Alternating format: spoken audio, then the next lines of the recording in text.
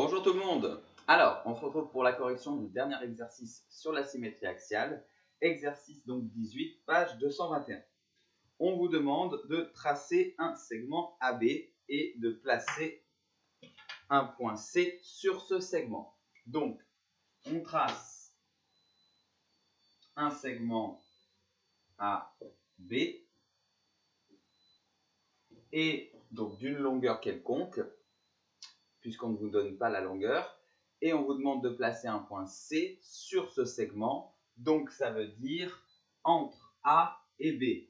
Et comme en mathématiques, on fait toujours le cas le plus général possible, bien, on ne va pas le placer, ce point C, au milieu, on va le placer à un endroit plutôt quelconque. Ensuite, on vous dit de tracer une droite D non parallèle à AB, donc non parallèle. Alors, oui, ça va faire un cas particulier, sinon, je vais la placer comme ça, voilà.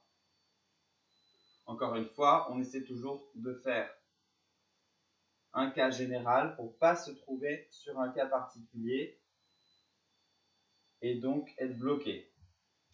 On la nomme, son petit nom c'est D, elle est bien non parallèle, elle n'est pas perpendiculaire non plus, donc on n'est pas dans un cas particulier.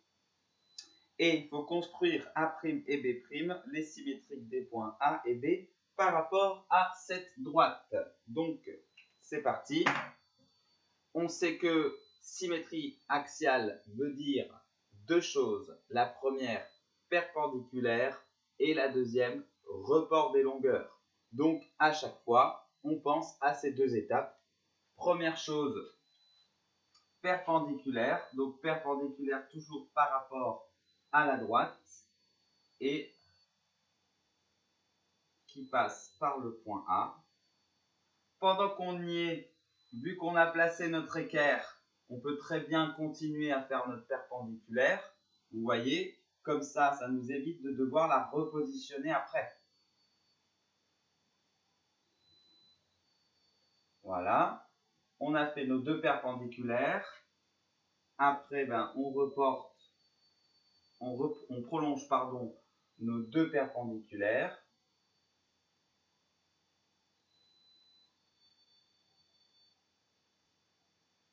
Après, on prend le compas au lieu de la règle pour mesurer, c'est plus précis. Et on reporte donc la longueur de la droite à A après. Et en même temps, on pense à nommer A', comme ça, on n'oublie pas de le faire. Et encore une fois, inutile de faire le codage pour le moment. Ça surcharge la figure. Et après, on fait la même chose avec B. Alors, est-ce que je vais avoir assez d'écart? Oui. Et voilà. Alors là, attention à la consigne, hein, et on nomme B'. On vous a demandé de tracer A' et B', les symétriques de A et B. Donc c'est ce qu'on vient de faire. On ne vous a pas demandé de tracer le symétrique du segment AB. Donc inutile de tracer le segment A'B' pour le moment. Troisième question, donc construit la perpendiculaire à D passant par C. La perpendiculaire à D, donc c'est toujours pareil, on se place sur notre droite D, on va jusqu'au point C. La perpendiculaire AD passant par C. Et on prolonge de chaque côté, puisque là, on vous dit de faire une perpendiculaire.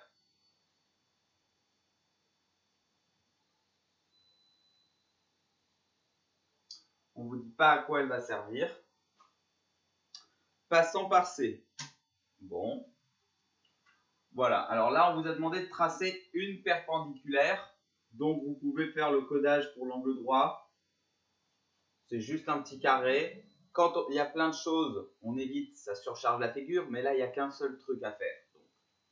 Et quatrième question. Ah, très intéressant. Maintenant, on vous dit, explique pourquoi il suffit de tracer A'B' pour obtenir le symétrique de C par rapport à D.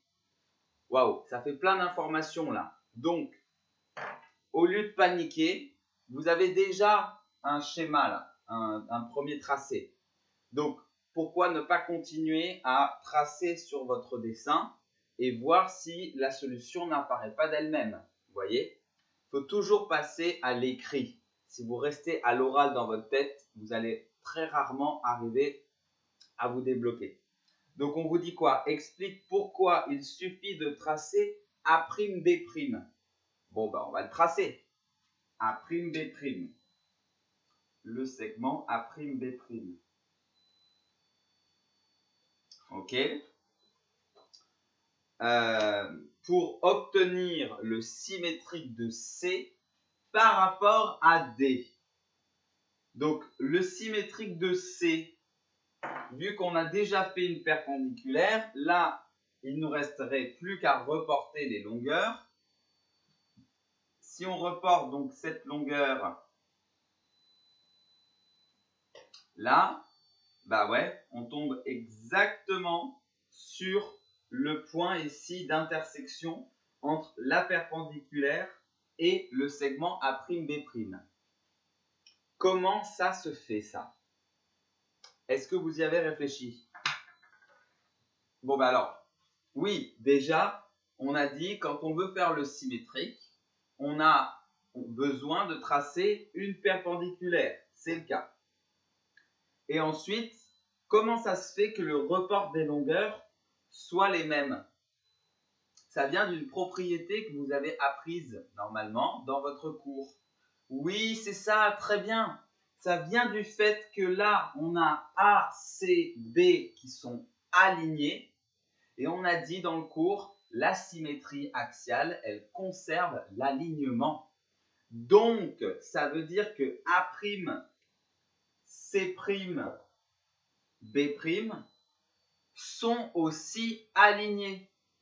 Étant donné que on a fait le symétrique de A et le symétrique de B, et qu'on a fait une perpendiculaire, forcément, l'intersection entre la perpendiculaire et le segment donnera le point C', puisque le point C se trouve sur le segment AB.